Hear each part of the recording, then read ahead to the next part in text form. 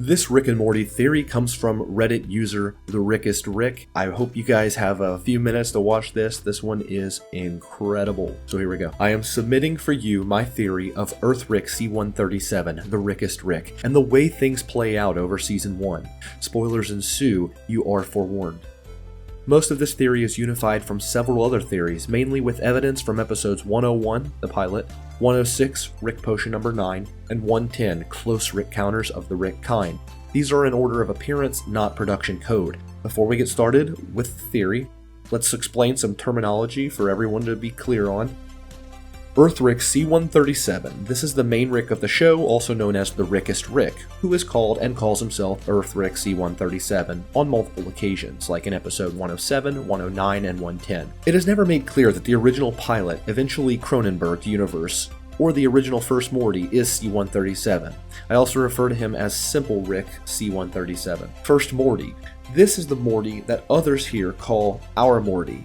The Morty appears essentially as the main Morty in all the episodes, and is considered Rick C-137's Morty.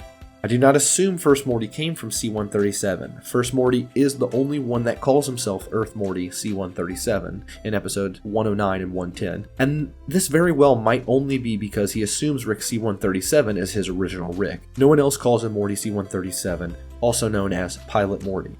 Pilot Universe. This is the universe in which the show starts, and where the Earth is Cronenberged in episode 106. It is also where Cronenberg, Rick, and Morty end up after uncronenberging their own Earth, also known as Cronenberg Universe. Prime.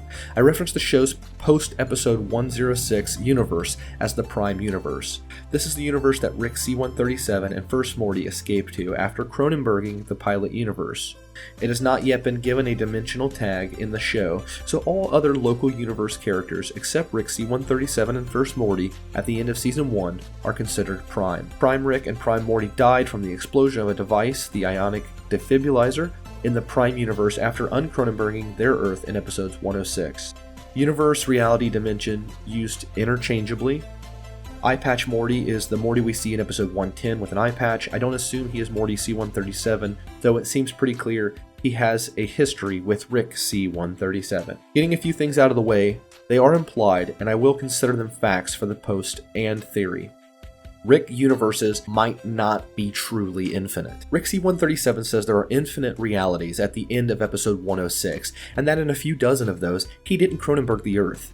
He also says there are infinite realities in episode 108, Rick's the Minutes. However, in episode 110, a Rick on the Council of Ricks references that Rick C-137 is the one malcontent in the central finite curve, an unexplained collection of dimensions. For the purpose of the show, I'm going to take that to mean there is a somewhat finite number of Rick universes, though still very, very large in number. It is a little bit of a contradiction. If there are infinite universes, there should be an infinite number of identical or nearly identical universes. For instance, there would be an infinite number of universes in which the exact same Rick and Morty do the exact same things and are indistinguishable from Pilot Prime C-137. Or that Rick could have been born at any other time in history or future, or there are infinite number of infinitely more intelligent, evil, good, or dumb Ricks than Rick C-137.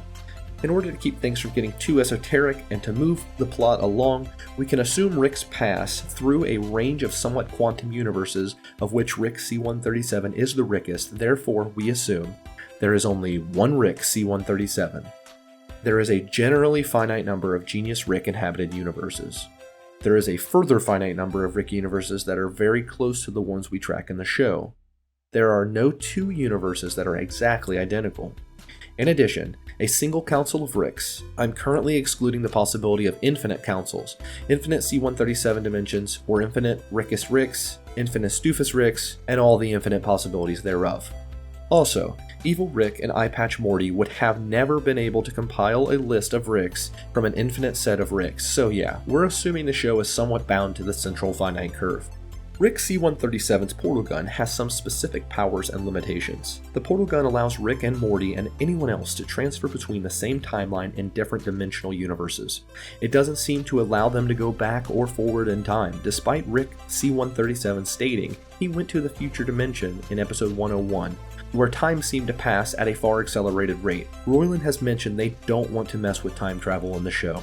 It also can teleport great distances. In episode 107, Raising Gazorpazorp, Summer and Rick C-137 use the portal gun to go to Gazorpazorp, which is not in our solar system, and end up returning by ship because the portal gun was broken.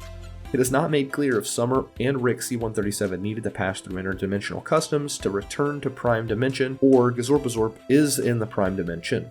My assumption is the latter, since the sex robots seem to be acquired from an off-world pawn shop rather than another dimension, despite Gazorpazorp being a channel you can find on the international cable box. There is some way for Rick and Morty to pass through dimensions without his portal gun, but they can't bypass interdimensional customs this way. In effect, the gun is a deus ex machina. It simply allows Rick and Morty to go and do the things they need to do to make the show fun and funny. Rick C-137 is the main Rick's actual moniker and not assumed from the dead Rick in the Prime universe. On the evidence board, when Rick C-137's portal gun is plugged in, the computer calculates his whereabouts and displays a number of boxes that say Earth Rick C-137 detected in sector ... The portal gun history is what is used and revealed to be hacked to determine which dimension he went to. The Council somehow knows exactly how to locate Rick C-137 in the Prime universe, possibly across multiple and all universes. Rick explains later in episode 110 that a single Morty was not enough to hide a Rick's brainwaves from the Council. The Council must have some kind of Rick detection technology. This implies to me that the Council of Ricks can also detect that the Rick before them is Rick C-137. Otherwise, they might be accusing the wrong Rick. Rick C-137 seems unsurprised when he is being dragged before the Council, so either he is putting up a great cover of being Prime Rick that died and he just took the place of, and Prime Rick was originally Rick C-137, or far more likely scenario that they can just detect that he is Rick C-137 and has always been Rick C-137. Therefore, I feel confident believing that Rick C-137 is the accurate name for the main Rick throughout the show, and that C-137 was the universe he was born into. We're going to take some things at face value and not assume people are lying about everything, though Rick is known to lie sometimes, and evil Rick / Eyepatch Morty could very well be lying. So here is the theory.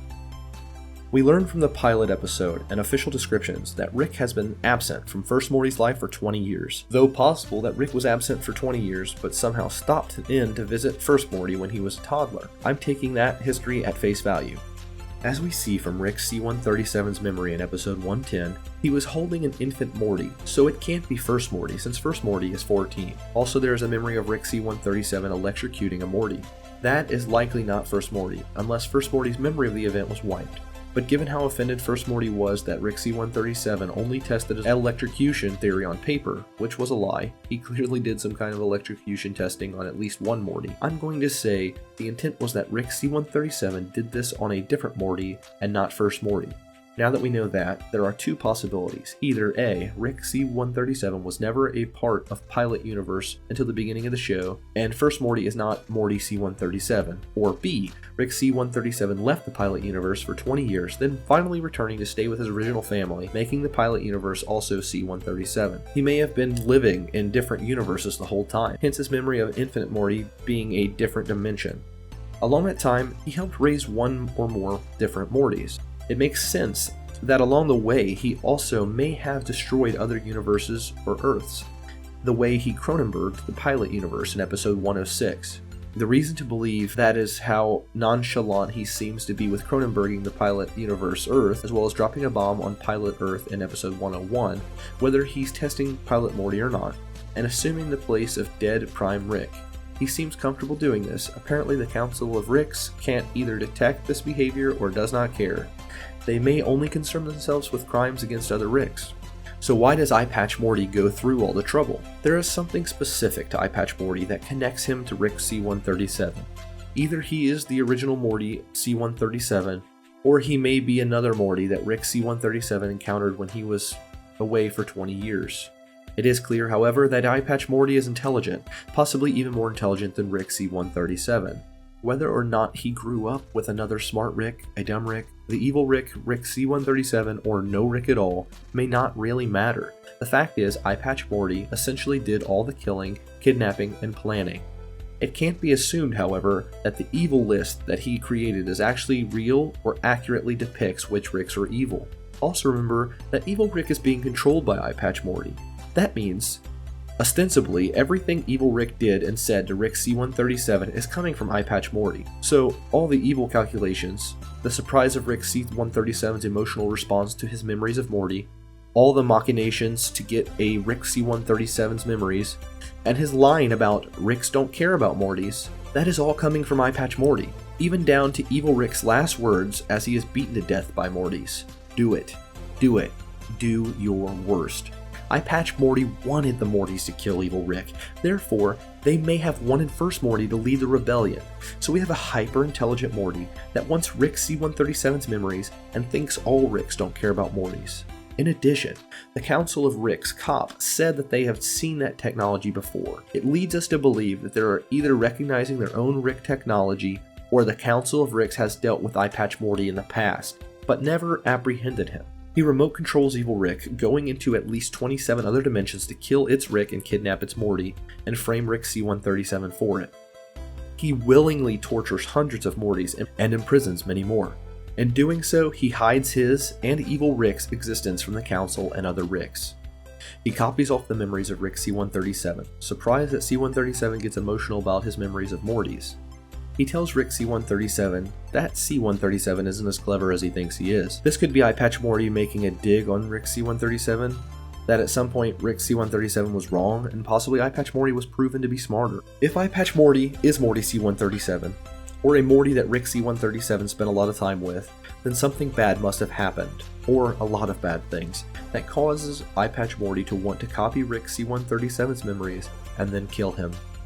My theory is the toddler and the electrocuted Morty in Rick's memories may be Eye Patch Morty, or at the very least a window into the mind of Rick C-137 showing the hot and cold nature of his relationship with Mortys, also evidenced by the intro clip where Rick leaves a Morty behind in another dimension where it looks like he just about gets mauled. Eye Patch Morty may want to see if Rick C-137 really cares about the Mortys, or is heartless and cold like all the other Ricks.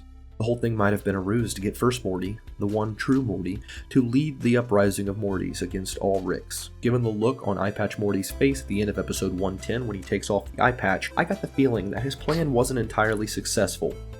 It's possible he didn't predict the Morty uprising that freed the Mortys and overthrew evil Ricks, but isn't bothered by it. So if I put this all together, it's not hard to connect it like this. Sometime during the 20 years Rick C-137 was missing from Pilot Universe, he helped raise the hyper-intelligent Eye Patch Morty, but treated him like property, and the way most other Ricks do. Eye Patch Morty grew to challenge Rick C-137's intelligence, something that catalyzed that relationship. Some catastrophe that then splits them up, either he abandoned Eye Patch Morty, destroyed that universe, or both, drives him to be slightly nicer to First Morty, which helps him develop a real relationship with him. This could also explain why Rick C-137's weirdly jubilant rant at the end of episode 101, as Rick C-137 may have found the perfect Morty. Not smart enough to rebel or get cocky, but courageous enough to be his sidekick. Rick and Morty forever, and forever 100 years. After Eye Patch Morty escapes the split from Rick C-137, he finds evil Rick and controls him, and plans to trap Rick C-137. If he can steal his memories, he might know what happened when they were together, or better understand Rick C-137's relationship to him, as well as absorb his intelligence. At the same time, he creates an army of Rickless Mortys that he can call upon. I don't know if they entirely hate all Ricks, because they didn't do anything to Rick C-137 when they had the chance, nor did they rise against the Council of Ricks when they came to take them back home. It can go either way if Eye Patch Morty or First Morty is Morty C-137, but I would go with the former. From a writer's perspective, it adds more drama and fits better with the existing story if Rick C-137 saw a universe where the Rick had disappeared long before Morty was born, making it easy for Rick C-137 to slip back in and hide out after destroying his previous universe. This also sets up a great emotional conflict between Rick C-137, First Morty, and Eye Patch C-137 Morty. Hey, thanks for watching. Happily ever after gaming, man.